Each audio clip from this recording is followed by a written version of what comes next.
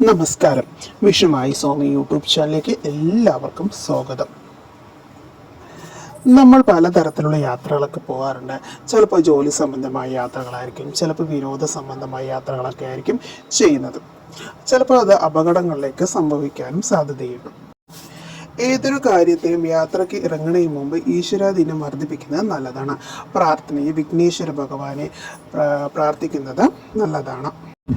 യാത്രയ്ക്ക് ഇറങ്ങുന്നതിന് മുമ്പ് മുറ്റത്ത് നിൽക്കുന്ന തുളസി നുള്ളി പേഴ്സിലോ യാത്ര ചെയ്യുന്ന വാഹനത്തിലോ വയ്ക്കുന്നത് അത്യുത്തമമാണ്. ശരീരശുദ്ധി വരുത്തി ഭക്തിയോടെ മാത്രമേ തുളസി നുള്ളാൻ പാടുകയുള്ളൂ എന്ന് മാത്രം. കൂടാതെ സന്ധ്യാസമയത്തും രാത്രികാലങ്ങളിൽ തുളസി പറിക്കുന്നത് നന്നല്ല. യാത്രക്കിറങ്ങുമ്പോൾ ഉണ്ടാവുന്ന ശകുനദോഷം നീങ്ങാനും തുളസി കതർ കയ്യിൽ സൂക്ഷിക്കുന്നത് നല്ലതാണ്.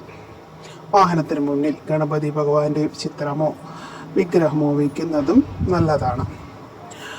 വിഗ്രഹം വല്ലതും വെച്ചിട്ടുണ്ടെങ്കിൽ അതിൽ കറുകയോ മുക്കുറ്റിയോ ഒക്കെ വെക്കുന്നതും നല്ലതാണ്. ദീർഘയാത്രകൾ അകാരണ ഭയം ഉണ്ടാകുമ്പോൾ മാനസിക സമ്മർദ്ദം ഒക്കെ അകന്നു പോകാനും മനോധൈര്യം വർദ്ധിപ്പിക്കാനും ദുർഗാ മന്ത്രം പോലെയുള്ള മന്ത്രങ്ങൾ ജപിക്കുന്നതും നല്ലതാണ്.